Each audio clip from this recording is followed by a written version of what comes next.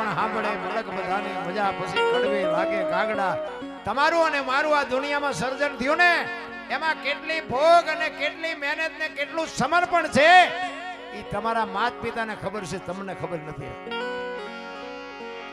મારી કોઈ ભલામણ નથી કે મંદિર બનાવો, કથાયું કરાવો, પ્રતિષ્ઠાયું કરો. કોઈ મારી માંગ કરતા હોય કરજો, ના નથી પાડતો. પણ બાપુ મા બાપને ચૂકીને જો કાંઈ પણ કાર્ય કરો ને ક્યાંય ચોપડે ન ચડી આપણી ગેરંટી લખવું યા લખી લેજો.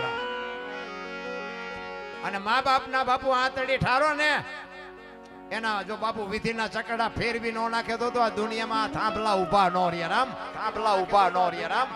માન બાપ જેવા બાપુ દુનિયામાં, એમાં આ માનું જે પદ છે ને, મોઢે બોલો માં હાથે નાનપણ સાંભળે મલક બધાની મજા પછી કડવી લાગે કાગડા. કોક દી હાંજનું ટાણું હોય ને માં જો જીવતી હોય ને ઈ માં હાંજના ટાણે એક ઓસરીના ઝેરે બેઠી હોય અને ખોળામાં માથું નાખીને કોક દી પૂછજો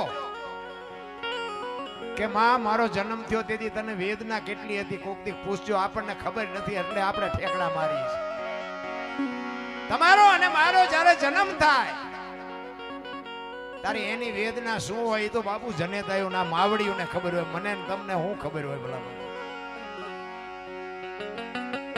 અને આખા ઘરનો બાપુ જેમ વડલો એમ કે ઘોર વડલો થઈને આખા ઘરને સાયા રાખતો હોય એવો અડીખમ બાપ હોય ને એને બાપુ બે ટાઈમ રોટલો દેજો, નગર જિંદગીમાં કોઈ દી હારી વાંહે પરજાય નહીં થાય.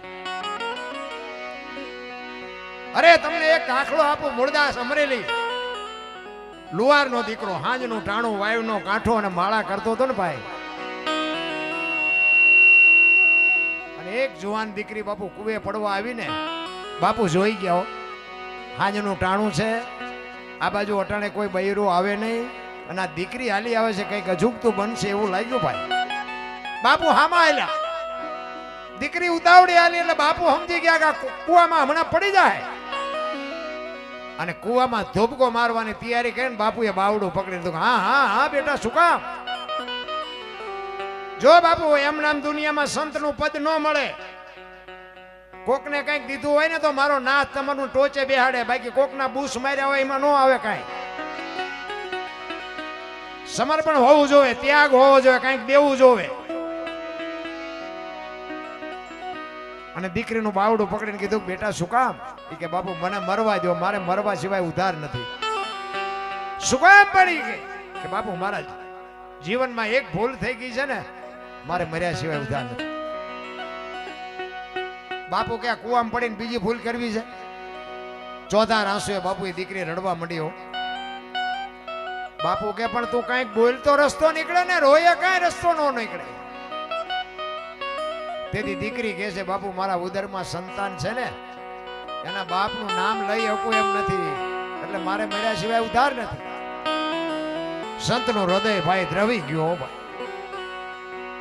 સંતો સંત હોય ભાઈ, એમ નામ દુનિયા નથી પગે લાગતી. તમને તમારા છોકરા નહીં લાગતા હોય, આમને આખી દુનિયા લાગે છે, એમ નામ નથી લાગતી. સમર્પણ આપ્યા છે, ભોગ આપ્યા છે. ઈ કે બેટા વાત કરી, ઈ કે મારા પેટમાં બાળક છે એના બાપનું નામ લઈ શકો એમ નથી. તેથી આ ભારતનો સંત બાપુ મૂળદાસ ઈ કે બેટા તારા પેટમાં બાળક છે એના બાપનું નામ લે તો તને જીવવા દે? ઈ કે તો જીવવા દે, પણ હું લઈ શકું એમ નથી. અને બાપુ પ્રકોટીનો મરોડ બદલાઈ ગયો કે બેટા તું અને તારું બાળક જો બચી જતા હોય ને તો કાલ અમરેલીની બજારમાં જઈને કહી દેજે કે મારા પેટમાં બાળક છે એનો બાપ મૂળદાસ છે, કહી દેજે જાય. દીકરી બાપુને કહે છે બાપુ તમે જાણતા નથી, દુનિયા તમને મારશે, અમરેલી તમને મારશે. કે તું તારું બાળક બચી જતા હોય તો અમરેલી ભલે મને મારે. જો આ ચિત્તની શાંતિ, મનની પ્રશંસા, દિલની દાતારી, ગુમડાની રોજ અને ટાઢિયા તાવની ટાઢ એટલું માલિકોથી આવે. આપણે કોકને કઈક દેવું છે એ આમાંથી જ આવે, અને કોકનું બૂસ મારવા જવું છે એ આમાંથી જ આવે. આ ભજનનું છે ને એવું છે, ગુમડું થયું હોય ને ગુમડું, એને દવા લગાડવાની હોય ઉપરથી, મટે માલ પાસી. આ ભજનનું એવું ઊંધું છે એટલે નથી સમજાતું. ભજન એમ નામ ન સમજાય, એના માટે બાપુ સંતનું શરણું જોવે, સદગુરુ જોવે, એમ નામ ન પતે. આ કોઈ નિશાળમાં ભણાવતું નથી, કોઈ યુનિવર્સિટીમાં નથી ભણાવતું.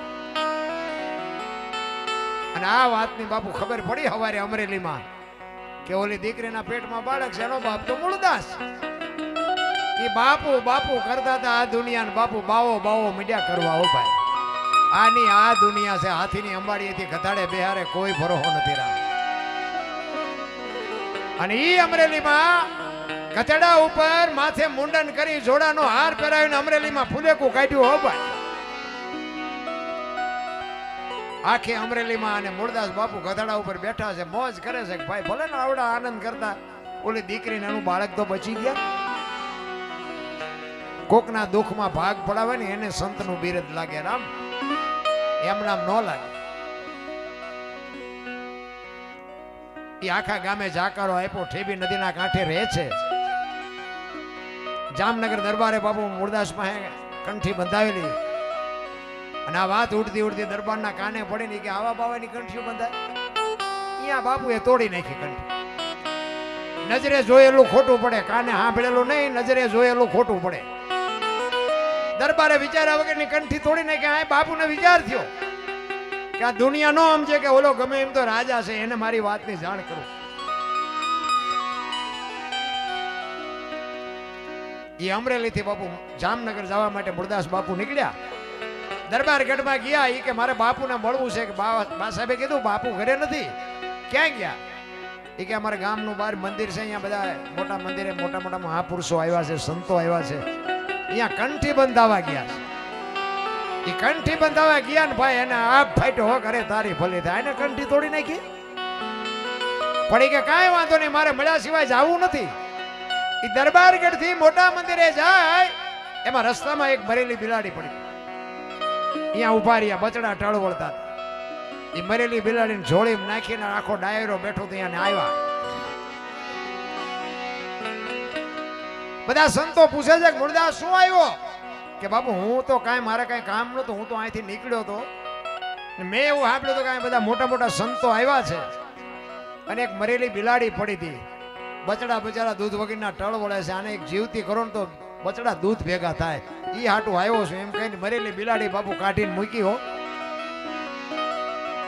આખો ડાયરો મળ્યો. આ તો ખરા ખરીના ખેલ આવે ત્યાં ખબર પડે.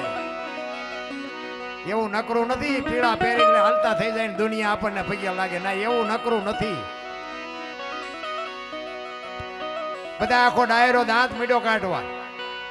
એ કે મૂળદાસ મરેલા જીવતા ન થાય. કે બાપુ થાય જ તેને, શું કામ ન થાય?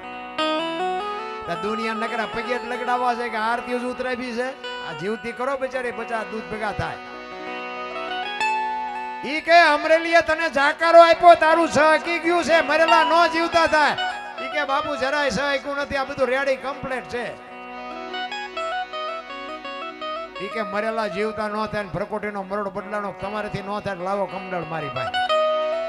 વિચાર કરજો મારા રામ કેવું ભજન કર્યું હોય છે એને. હે, હાથમાં પાણીની અંજળી લઈ અને એ અખિલ બ્રહ્માંડના માલિકને કહે છે, હે પરમ કૃપાળુ પરમેશ્વર, હે મારા નાથ, મેં તન મન ધનથી તારું ભજન કર્યું હોય, હાથે પાતાળમાં ડાઘ ન હોય, કોકના જો દુઃખ મેં મારા માથે લીધા હોય તો આ બિલાડી બેઠી કરજે. જો બિલાડી બેઠી ન કરીને મારા ખોળિયામાં જીવ રહેવા દઉં તો મૂળદાસ નહીં. એમ કહીને બાપુ પાણી સાંટ્યું અને બિલાડી હાલતી થઈ. ડાયરાની દિશા શું થઈ છે? જામનગર દરબાર એમાં જ બેઠા હતા. એ જામનગર દરબાર બેઠા હતા. એમને વિચાર થયો કે આનું પાપ હોય નહીં અને મેં કંઠી તોડીને ભૂલ કરી.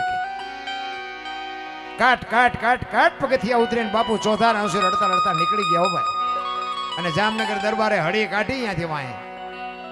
એ બાપુ ઉભા રહ્યો, એ બાપુ ઉભા રહ્યો. બાપુ ઉભા નથી રહેતા. આગળ જઈને દરબાર લાકડી પડે પગમાં પડ્યા. બાપુ મને આવી ખબર નહોતી, મારી ભૂલ થઈ ગઈ. તેથી મૂળદાસ બાપુ કહે છે કે રે દરબાર, દરબાર હું છેક અમરેલી થી તારી પાસે આવ્યો હતો. આ દુનિયા નો સમજે કે તું તો 5-25 ગામનો ધણી હતો, તને મારા ઉપર ભરોસો ન આવ્યો. હવે કોક હારો સાસુ ગોતીને કંઠી બાંધી લે. સમય વીયો ગયો એમ તમારો મારો સમય છે. કઈક ટાણું આવે મોજ કરી લેજો, બાકી મરી જવાનું છે, વાત પાકી છે. એટલે કે સમય બડા બલવાન નહીં, પુરુષ બળવાન. આ છે ને માંડવા ઉભા છે ને, એ સમયને લઈને ઉભા છે. કોઈ એમ કહેતું મેં કર્યું એ વેમમાં ન રહેતા. આ સમય કરાવે. ખટારા ભર્યા હોય ને સમય ન હોય ને તો ન થાય. રામા પીર ભેગા હોય, સિકોતર માં ભેગા હોય, બામણી માં ભેગા હોય ને બધા ભેગા હોય ને આપણને પૂંછડા ઝાલીને બેઠા કરે ને તારે આ થાય.